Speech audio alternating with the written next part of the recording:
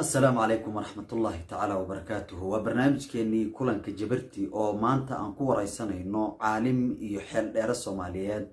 سيد نذير سيد نور أو وحكا قرح وحنا كبارا تاريخ الإسلام. برنامج كمان توحكا شاكين إنه سيدو إسلام كسو قاري جيسك أفريكا إيوه كوحاها إسلاميين تا أما مقعيدا الإسلام كوتا إيوه حركات كإسلامية جيسك أفريكا إيوه سيدي أسو كالهوريين ayaan si guud ugu falanqeynaynaa ku soo dhawow barnaamijka sayidna waan dhawahay waan maasan tahay muslimiinta dhan halkan aan ka salaamaya ramadaankana waxaan leeyahay ramadaan kariim allah inaga aqbalo alxamdulillahi rabbil alamin wa sallallahu ala sayidina muhammadin wa alihi tayyibin at-tahirin hadii aan ku horeyno diinta islaamku sidee geeska afrika ku soo gaadhay ama dhulka Soomaaliyeed geeska afrika dhulka la yiraahdo oo waagi hore ta magaciisa badanaa bilaadul xabasha lagu idlaaqay jiray waxay soo gaadhay diinta islaamku xilligii rasuulkeena sallallahu alayhi wasallam alayhi oo dacwada islaamka kaga baaqay jasiiratul arab waa kii asxaab rasuulillaah qayb kamidii ay u soo haajireen Itoobiya sanadkii shanaad ee dacwada islaamka iyagoo hogaaminaya Jaafar bin Abi Talib oo ahaa safiirka rasuulka Itoobiya oo halkan joogay ilaa 16 sano إلا وكان قضي وقت فتح خيبر مركا جالية المسلمين تاعي جيسك أفريقيا تمد أصحاب الرسول الله أها راد بيكجتك تدين الإسلام فأي هالكن اللي هذا ما له أي مرمرين أو حاكمية هذا اللي هذا دول أي صومالي الدكتور زي العيو كلاته هذا حقيقة لا هو ولكن منطقة جيسك أفريقيا أي يمادين رأينا ويكجتك بالليلة marka islaamka geeska afrika xilligaas soo gaaray isagoo Madiina ba gaarin bilowgiisi hadaba waxa la og yahay in islaamku uu leeyahay kooxo iyo madaahibo islaamka geeska afrika soo gaaray ka jiray keebu aha noocee aha magaciisitay islaamku ka diin ahaan buu soo gaaray marka oo ku bilowday laakiin wuu tadawuray islaamku oo markii hore tana الإسلام عن أفكار بشر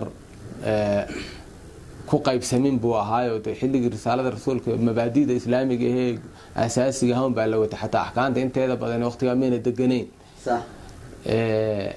مركي مسلم ودولة يا شيء وخلافي وفرق يحركوين يحزبيه وكلام بحينا كل بقى حزبي سوق جارة دول كان فكر كأوته أيها كهنا قاضي marka xisbiya ayaa isreereebay iyo madaahib iyagana waan ku dari doonaa marka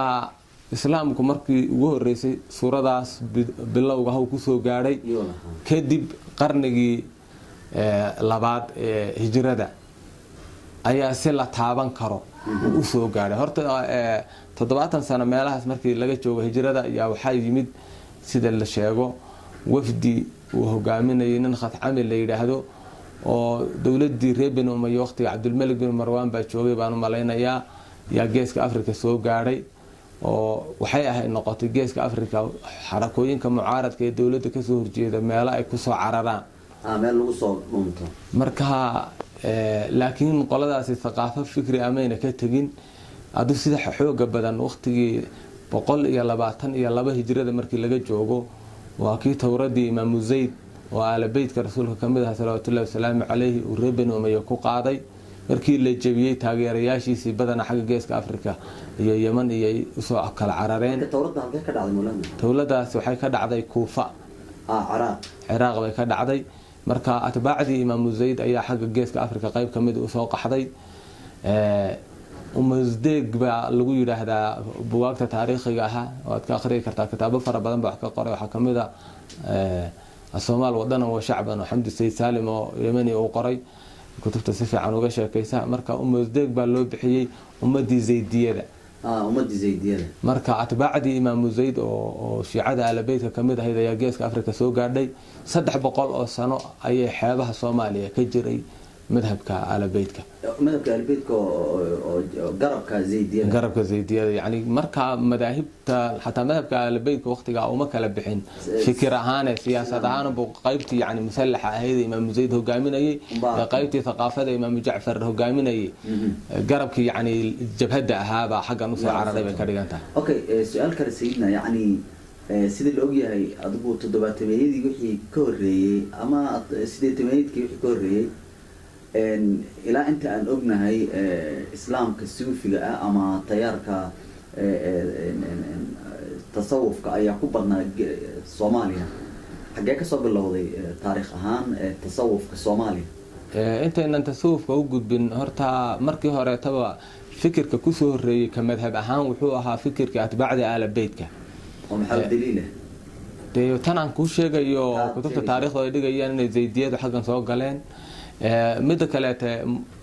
waxaa jirta hijrooyin iyaguna dad qurashiyiin oo ka soo cararay ildihaadka ay geeska Afrika soo galeen oo dadka hadda Soomaalidu badana ay tiraahdo waan ku abtirsanaa beela kamidii yani waxa caburi dawladihii Abbaasiyiintii iyo Umayyiintii labaduba way cadaadiyeen.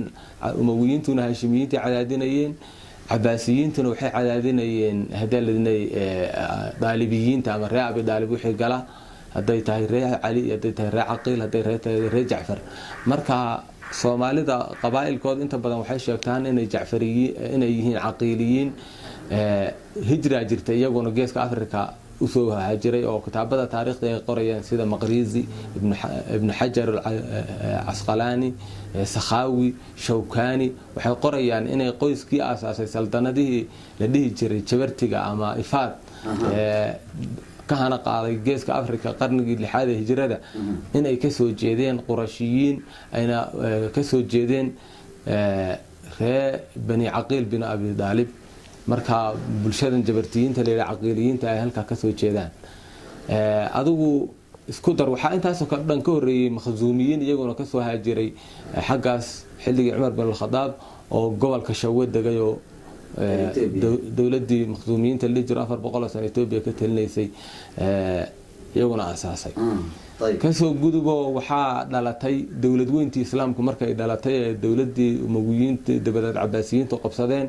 dawladda Abbaasiyiinta waxay qaadatay madhabka Xanafiga oo manhajka rasmiga ay dawladdu u qaadatay. madhabka Xanafiga ah hadana zaydiyadii ka daba yimid oo waqooyiga Soomaaliya soo galay. culimo waaweyn oo Xanafiya ah ayaa markaa oo Soomaaliya ayaa ka kacday sida imaamka la yiraahdo Fakhruddin Zaylaci oo qarnigii 7aad ahaa oo madhabka Xanafiyada sida Imaam Nawawi oo kale oo ahaa Soomaali buu ahaa. Jamaaluddin Zaylaci oo isaguna an-Nasb ar-Raaya fi تخريج حديث الهداية وابن حجر العسقلاني مشايختي كميده حافظ العراقي صاحبكيها واسمه Soomaali buu ahaa. مشايخ fara badan oo Xanafiya ayaa ka kacday waqooyiga Soomaaliya oo zayaalica ama jabartiyiin loogu macdaray. taariikhday noolaayeen nimankaas ibn Hajar yani waa qarnigii 8aad يعني hadda xilligan aan joogno taqriiban 700 sano ka hor. اوكي سيدي حليada aad sheegay الحافظ الذهبي مشايخdiisa waxa kamid ah isna oo الحافظ المقدشي nin la dhihi jiray مشايخدii ka soo qalin jabisay imaamkii la dhihi jiray يحيى العمراني oo مشايخdii Shaafiiciyada waaweyn qarnigii 5aad kamid ahaa isaguna sidoo kale tarag fara badan oo Soomaaliya ba ku jiray. marka madhabka Xanafiga soo baxay hadana madhabka Shaafiiciga ka soo daba baxay. marka madhabka Shaafiiciga madhabka imaamiga laftiisu uu soo gaaro niman Shiraaziyiin la dhihi jiray oo ka hana qaaday mar dawlad ka sameeyay xeebaha Soomaaliya sida Muqdisho oo kale to masjidka 4 rukun la yiraahdo iyo Shiraazi ka la yiraahdo iyo taariikh Ahmar dhisay iyaguna imaamiye ahaayeen baa la yiraahdaa. adii madaahibtii waxay isdaba socdaan madhabka Shaafiiciga ayaa ka wada qaalib noqday oo madaahibtii kale meesha ka saaray. intii ugu dambeysay waxa war madaahibtii hore inay wax ka joogeen aha la dhihi karaa ugu dambeeyay Ibn Battuta oo 700 sano ka hor inta gaarin Shaafiiciga maadaama aad sheegtay in Xanafiyadu ay soo gaareen xilliga 700 sano ka hor isla xilligaas oo kale Ibn Battuta wuxuu qorayaa inay Zaylac ay ahayd magaalo Shiica yani ها وهذا كان سوتي يعني وحولي هي زي العقلبية دتك دقني وحيا هاين الشيعة هاين بولي هي ده ويدقنان كرين أو ويسوق يعني حد كتوسنا سعينا هراجي فكر مذهب الشيعة وباقيها المذهب كحنفي جهنا سيدا وكالاتين لكن لبده وحاء اكتساحي مذهب الشافعي جها لبده وحاء أكتر من مذهب الشافعي هي طريقوين كيسوفية ده أو يجون نسيحوا بدن حاجة يمناد وجيمد مذهب الشافعي ما كان مصر بكسوق على الصومالية مثلا ما يحكوا سوق على حاجة اليمن وحكوا سوق على الزبيد يبيت الفقيه يتريم يحكوا سوق على marka madhabka shaaficiga ah oo dhinaca tarbiyadana duruqda suufiyada kulli faaqana mashaayikhdii marka xooga oo ugu fidisay dariiqooyinka suufiyada iyo madhabka shaaficiga oo wada jira yamaniyiinta waxa kamid ah Sheikh Ismail Jabarti ninka la yiraahdo Sheikh Ali bin Umar Ashadali maxako aasan oo Saaduddin oo boqorkii muslimiinta geeska Afrika walaashi guursaday oo halkan yimid Sayyid Aidarus al-Adani oo saadada al-Bacalawiyiinta ee ashraafta Yemen Hadramaut kamid aha mashaayikdaas baa si xoog badan dariiqada ugu fidisay Sayyid Abdullah al-Haddad oo tilmiidkiisa Sayyid Ali al-Nadiri u soo diray marka madhabka shaaficiyada iyo dariiqada suufiyada oo wada jira ayaa ka qaalib noqday oo Soomaalida madhabka rasmiga ah oo noqday madhabti kale tan meesha way ka baxeen inkastoo ay raadadkooda wax kamid ah ay ku hareen oo midalan hada tashayuc oo kale suufiyadu bada maadaama aalabeedka ayna ka fogeeyeen oo dad maxabada aalabeedka qabayhiin hadana raadkii aalabeedka atbaacdooda ee si joogay uu si xoojiyo suufiyada Soomaalidu dadka aad aalabeedka wala tacaaduf ay kamid ahay okay sayna wad ma santahay taariikhda faahfaahsan marka madhabkii shaaficiga oo kulli faaqan dhanka tarbiyada suufiyadii xagga aqeedadana ashaacirada ah ba Soomaaliya waqti dheer marka intii madaahibta kadib si joogay kooxahan dambe oo aqoon muslimiinka iyo wahabismka iyo waliba iyagana si kala daadantay gormay maadin geeska Afrika oo ay waliba weerar xoog la ku qaaday islaamkii tasawufka kulli faaqnaa ee shaaficiga ay si joogay sida la ogsoon yahay qarniyadan dambe oo dhan Soomaalidu waxayna ahayd shaaficiyo ahlu dariiqa ah sida uu qorayo Richard Burton oo ah ninkii Ingiriiska ahaa ee sahamiyay Soomaaliya oo dhul fara badan oo Soomaaliyeed maray iyo mashaayikh fara badan oo iyaguna soo ziyaartay Soomaalidu iyada oo marka boqolkiiba boqol muslimiin ahlu dariiqa ah oo madhabka shaaficiyada haysta aha yaa waxa yimid qarnigii hadda inaga dhamaaday 20aad bartamihiisii adigu 60meeyadii aageedii loodkii ugu horeeyay ee wahabiye ee geeska Afrika soo gala markii ay wahabiyadu qabsatay xaramkii ee fikirkii wahabiga ahaa ay isticmaalkeena xoojiyeen dunida islaamka in loo faafiyo la damcay batroolkii Sacuudiga laga helayna lagu maalgeliyo qaybteeni baa inagana leenoo soo diray sahankii koobaad ee ugu horeeyay ee geeska Afrika wahabiyada fikirkeeda soo galiyo wuxuu ahaa Sheikh Nuur Ali Cali oo u dhashay wuxuu ahaa reer Puntland marka xagga lixdameeyadii buu yimid isagoo hadalina ka yimid xagga ay khaliijka waxa kale oo isaguna boqolkiiba boqol wahabiyo ah lama dhihi karo ee gobolkeena u dhashay oo fikirka raga ku saamoobay ee afkaartiisa wax kamid ah keenay kamid ah nin la dhihi jiray Sheikh Yusuf Xayle oo isna reewaara aha ninkaasina hadalina dadka xagga gobolkeen Soomaalida marka la yiraahdo ugu horeeyay buu ahaa fikirka keenay marka dadkaas baa ugu soo horeeyay Sheikh Nuur Ali Cali wuxuu saameyn ku yeeshay taliyihii booliska Soomaaliya waqtigaas dawladda Soomaaliya marka dhalatay Maxamed Abshir Habaanin la dhihi jiray ayuu saameeyay oo fikirkiisa galiyay kadibna waxa uu sahlanaatay marka dawladda aadan cadaan soo dawladda Cabdirashiid inay ahayd baan jecelahay marka kadib tawradii Soomaaliya markay dhalatay waxa jirtay marka tandiim yar bay sameysteen wahabiyadu oo qarsoodi ah adu ururo ikhwaan muslimiin kana waxa keenay Sheikh Maxamed Macalin oo Azhar ka yimid oo isaguna u dhashay gobolka Hiiraan oo Sheikh mufassir oo cilmiga kalaamka leeyahay ku takhasusay jaamacada Azhar ka soo baxay asalkiisa ashcariyo ah isagu laakiin loodkii hore ikhwaan muslimiinka ee azhariyiinta u badnaayay fikirka ashcariga hawatay iyo kamid aha Soomaaliya isaga keenay siyaasad ahaan laakiin markii Soomaaliya iyo markii Masar iyo ikhwaan muslimiinku isku dhaceen la jabiyay ikhwaan muslimiinkii Masar khaliijka u carareen jiilkii dambe ee ikhwaanka u kacay badana jiilkii khaliijka ka soo qalin jabiyay fikirka wahaabiga watay ayuu noqday dhaqaalahana helay ee khaliijka lacagtiisa watay marka ikhwaan wahaabi baa ina soo galay inta halka gaarin aan ka dhaxkale ikhwaanka iyo wahaabiyada xiriirka ka dhaxeeya muxuu ahaa xiriir caqiido ah ama xiriir siyaasadeed buu ahaa ma xiriir si guud in islaamkii hore jiray mid ka duwan oo nooc kala alla abuuro ahaa yani calaaqa sidee ka dhaxaysay ikhwaanku markii si hore wuxuu ahaa xaraka siyaasi ah oo islaami ah oo caalami ah oo inay dunida islaamka dawladoodii dhacday khilaafada la soo celiyo ah madhabna umaysan tacasubaynin laakiin madhabka asaasiga ah ay ka duulayeen wuxuu ahaa madhabka ashcariga caqiid ahaan iyo fikir marka la yiraahdo xasan al-banna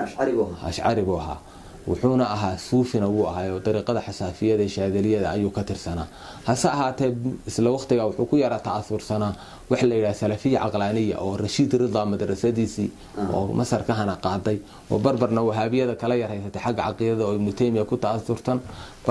barbarna aqlaaniyada kala haysato Sheekh Maxamed Cabdi iyo Jamaaluddin al-Afqani ku ta'asursan marka nooc kolka xaaladii jirtay muslimiinta isu soo wada jiidi karta oo fikirka salafiga oo xaq jirahayna wadata fikirka suufiga oo xaq jirahayna wadata fikirka aqlaaniga oo xaq jirahayna wadata shiicada xataa lafteeda aan fogeynin ibaadiyada aan fogeynin muslim baan nahay dawlad weyn islaam aan wada dhisano waalina gumeystay dulligan aan iska dulqaadna leh ay ahayd marka dunida islaamka oo dhan waa laga soo dhaweeyay sax marka fikirka ikhwaanka markaas wuu fiicnaa kadib markii la jabiyay wahaabiyu u gacan galay yani xilligii awar saadaad ay direen kadib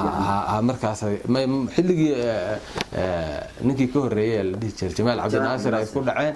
la jabiyay Sayyid Qutbi iyo la dilay khaliijka ay carareen marka boqor Faysalkii Sacuudiga ayaa soo dhaweyn siiyay macallimiin inay ka noqdaan Sacuudiga uu ogolaaday marka kadib baa wahaabinimadii baa saameyn ku yeelatay oo biilkii bixinaysa man malaka quutaka malaka qaraaraka baalay marka madrasada laga furayo xamar ee wahaabiyada ee Sacuudiga laga maalgelinaya ama Qatar baa laga maalgelinaya ama Kuwait baa laga maalgelinaya marka inay usul salaataha lagu dhigo amraya magaceena ikhwaan bay ka tahay marka jiil waxa kacay wahaabiye ikhwaana waxa kale oo ka midaysnaayeen Sheekh Maxamed Macallin laftiisu isagoo oo ashcari rasmi ah oo markuu caqiidada ka hadlayo si fiican u hadlaha haddana wuxuu soo dhaweysanayay xarakadan dhalinyarada ee xamaasadaysan ee lacagtana wata inuu soo dhaweyso shabakada ikhwaanka soo galiyo ayuu isku dayay oo salafiyada markii hore uu soo jiidanay nin siyaasi ah xarakaadka islaamigana taariikhdooda wax kala socda oo mar aan si dheereen laga wareystay barnaamijka han noolaato wuxuu sheegay in Sheekh Maxamed Macallin aanun u soconin aasaaska xarako islaamiya ama tandiim ee kaliya uu ahaa hadafkiisu inuu aad u baro dadka diinta arintaas maxaad kala socotaa oo aad ka dhihilayd adigu anigu macluumaadka aan ka hayo arintaas xaqiiqada way ka fogtahay waayo Sheekh Maxamed Macallin wuxuu ahaa raa'idka ikhwaan muslimiinka geeska Afrika ikhwaan muslimiinna barnaamij bay lahayn barnaamijkooduna dawladda islaamiga in la dhisay ahayd jiil xaraka islaamiyo oo dawladda tidis lahaydana dal walba laga hana qaadsiyo marka sidoo wakiil ku ahaa hadoon ahayn barnaamijka xisbigiisa fulinaya marka laakiin duruufta ayaa kala gagadisan waxa laga yaabaa inuu ninka caalimkiisa yiraahdo marxaladan hadda la joogo xaraka kuma baaqi kartid horta bal tafqiif iyo wacyi gelin samee marka sheekhu badana wuxuu ku hawlanaa wacyi gelin dhalinyaro inuu sameeyo laakiin tandiimku uu daba joogay marka ugu horeyn xarakooyinkii isu geeyo magacay doontaan baahasitaane xaraka al-wahda la dhihi jiray baa hana qaaday insha Allah sayidna wahdada iyo dhamaan magacyadan dambe iyo ururadii dambe iyo sidii loo kala baxay waxaan ku faahfaahin doonaa qaybta labaad ee barnaamijka aad iyo aad u mahadsantahay kugu mahadcelinaya idinkana waxa la idinka rabaa inaad barnaamijka si share gareysaan la wadaagtaan saaxiibadiin inta ku kulmi doono barnaamijkan oo kale waxaan idinkaga tagayaa isma dhaafna assalaamu calaykum wa rahmatullahi ta'ala wa barakaatuh